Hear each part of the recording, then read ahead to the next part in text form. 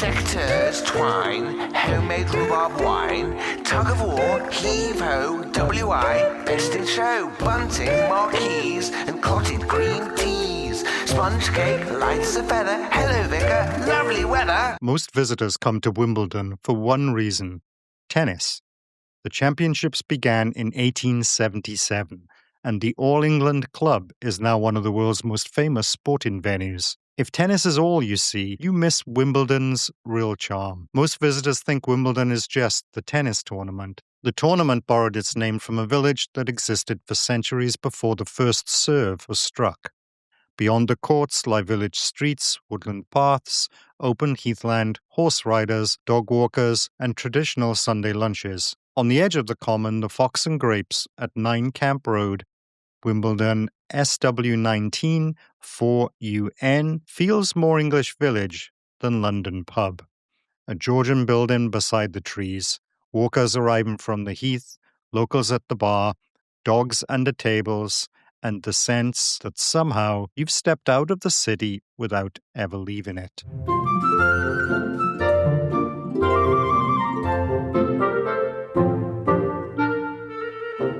Londonist says the Fox and Grapes is one of the few pubs in London that's best reached by horse.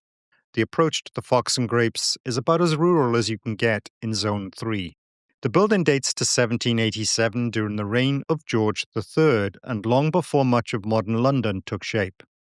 The pub's name likely comes from Aesop's fable of the fox who cannot reach the grapes and dismisses them as sour, the origin of the phrase sour grapes. Pub signs have used the image for centuries, a small piece of moral philosophy hanging above the door.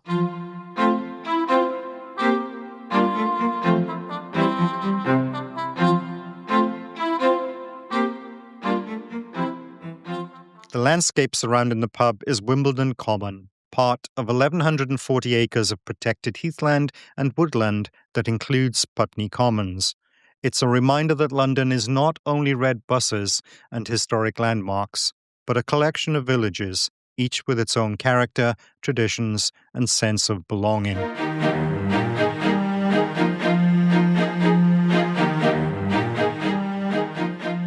Wimbledon was first recorded around 950 AD as Wunimendune, generally interpreted as Windman's Hill in Old English. Nearby stands Caesar's Camp, an Iron Age hill fort dating from around the 3rd century BC. Wimbledon's history stretches far beyond tennis. Once known for its gardens, croquet, and Tudor intrigue, the estate passed from the Archdiocese of Canterbury to Henry VIII in 1536, before moving repeatedly between the crown and powerful courtiers. It returned to royal ownership in 1638, when Charles I acquired it for Queen Henrietta Maria. Modern Wimbledon began to take shape under John, 1st Earl Spencer, who inherited the estate from the Duchess of Marlborough. His influence attracted wealthy residents and merchants, helping transform what had been a small village into a fashionable suburb. The Spencer family employed Capability Brown to redesign Wimbledon Park. Brown created a vast, naturalistic landscape around the Duchess of Marlborough's Wimbledon Manor House, including the lake that remains one of the defining features of the Grade 2 star listed park today. Don't miss the chance to see the lake, one of London's largest stretches of open water, and stroll a fine example of the work of one of Britain's most celebrated landscape designers.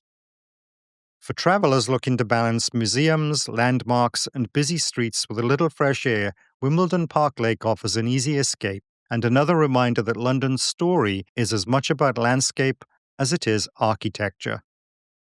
Wimbledon's distinctive blend of town and countryside remains evident in Wimbledon Common.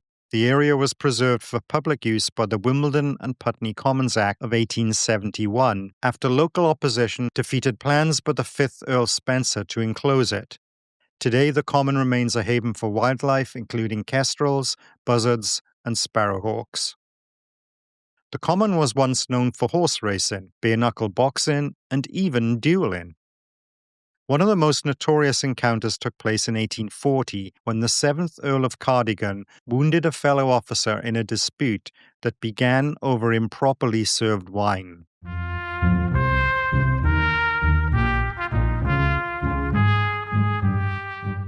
The The Common is not the only reminder of Wimbledon's rural past. A short walk from the Fox and Grapes stands Wimbledon Windmill.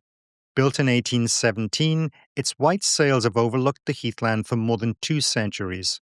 Built in 1817, the windmill now houses a museum dedicated to local history and milling. It serves as a reminder that this corner of London was once a working agricultural landscape of farms, market gardens, and open countryside.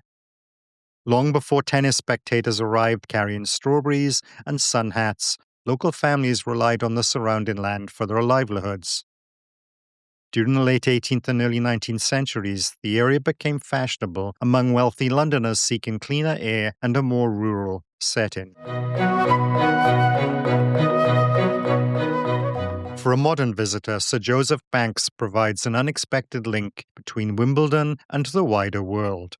The celebrated botanist, explorer, and president of the Royal Society helped shape Britain's scientific understanding of the wider world and became one of the most influential figures of the Georgian era.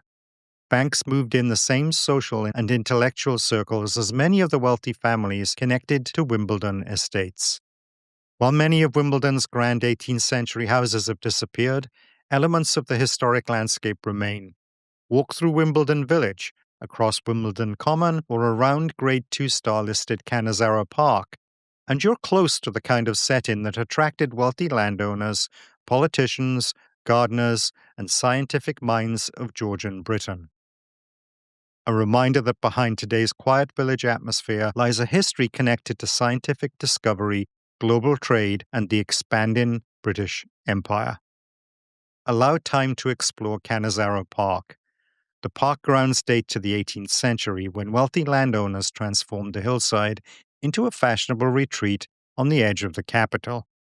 Visitors gain a glimpse into the world of Georgian and Victorian country estates. The old Portsmouth Road, a principal coaching route linking London with Surrey and the south coast, skirted the edge of Wimbledon Common.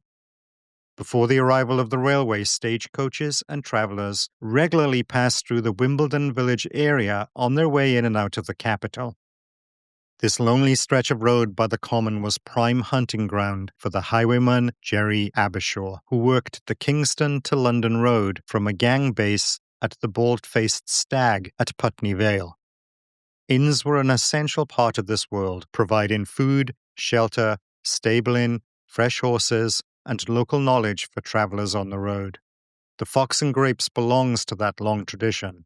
While the current building dates from 1787, the role it performs is much older, offering hospitality to visitors arriving from elsewhere, whether by horse, carriage, bicycle, train, or muddy walking boots from the Common.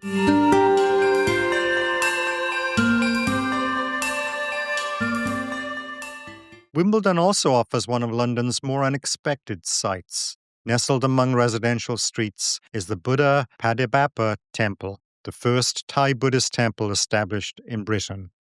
Completed in 1982, its richly decorated ordination hall combines traditional Thai architecture with a London setting, while murals inside the temple were painted by leading Thai artists. Surrounded by peaceful gardens and lakes, it provides a striking contrast to both the Georgian village and the ancient woodland of Wimbledon Common. Wimbledon Common is also the home of the Wombles. Elizabeth Beresford created the characters after a Boxing Day walk here in 1968, inspired when one of her children mispronounced Wimbledon as Wombledon. The litter-collecting creatures became a national institution through books, BBC television, and hit songs, embedding Wimbledon Common in British popular culture. If you're American, you've probably never heard of the Wombles. If you're British and over 40, you can likely still sing the theme tune. And for the record, yes, I can, since I raced home from school to ensure that I never missed an episode. My favourite Womble was Madame Cholet, the kind-hearted yet short-tempered cook of the Wimbledon borough, named after the town of Cholet in France. She affects a French accent, though she is actually no more French than any other Wimbledon Womble. The Fox and Grapes is woven into one of English football's most remarkable stories. In 1889, a group of former pupils founded Wimbledon Old Centrals, playing on Wimbledon Common and using the pub as their headquarters and changing room. That club evolved into Wimbledon FC, moving to their Plough Lane ground in 1912, a team that defied the odds by beating Liverpool 1-0 in the 1988 FA Cup final, one of English football's greatest upsets. Wimbledon FC left Plough Lane in 1991, citing stadium safety requirements introduced after the Hillsborough disaster. They began ground sharing with Crystal Palace at Selhurst Park. They said it was temporary. In 2002, the Football Association approved the relocation of Wimbledon FC to Milton Keynes, a town with no comparable Football League club, nearly 60 miles away. Once again, the story returned to the Fox and Grapes. Following the FA decision of 28th of May 2002, supporters met at the Fox and Grapes, the pub where the team used to change, in 1889. They would build a new club from scratch, AFC Wimbledon. Beginning in the 9th tier, the supporter-owned club climbed back up to League One, returned to Plough Lane in a new stadium built on the site of the original. AFC Wimbledon carries a Womble mascot to this day, Hayden, named with Elizabeth Beresford's own blessing. Getting to Wimbledon and the Fox and Grapes from central London is easy. Take the District Underground line or overground train from Waterloo to Wimbledon. Then head towards Wimbledon Village and Camp Road. Several local bus routes connect Wimbledon Station with Wimbledon Village and Camp Road. The 93 bus towards Putney Bridge is currently one option to get you close to the door of the Fox and Grapes.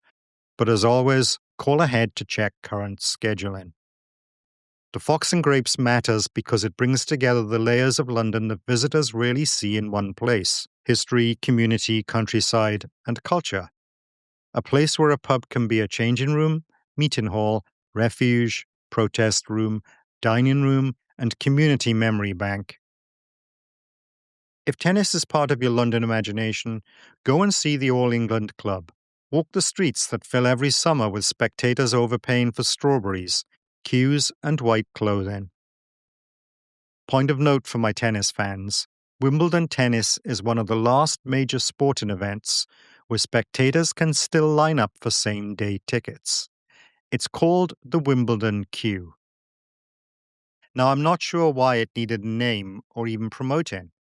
Ask a random Brit in a queue what they're actually queuing for, and likely they won't know.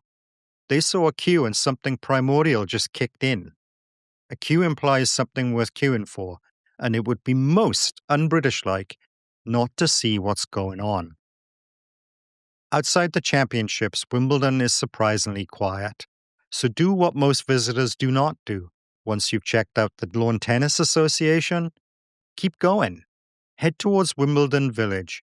Let the city soften, the streets quieten, houses grow larger, and trees begin to take over. Now, I will concede to one Pimm's along the way. After all, there is enough salad veg in it to meet your daily 5 requirement. If tennis is your thing, you don't necessarily have to visit during the annual crush of the late June through early July tournament. Wimbledon Tennis has a great museum, and the lawn tennis grounds can be toured. Wimbledon Village remains one of London's most affluent and village-like neighbourhoods, with independent boutiques, cafes, and Georgian buildings clustered around the old village green. Have lunch at the Fox and Grapes before exploring Wimbledon Common, this rural miracle surprisingly close to central London. Here within a single afternoon, you can move from world-famous tennis to ancient history, football folklore, and woodland paths, a side of London many visitors never discover. A reminder that the best travel stories often begin when you walk 20 minutes beyond the thing everyone came to see.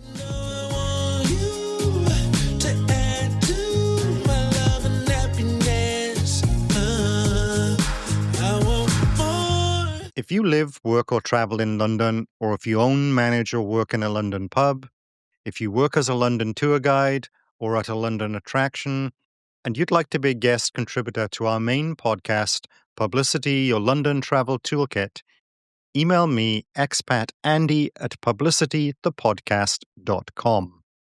Love our content? Love London and its pubs? The best thing you can do is share the love.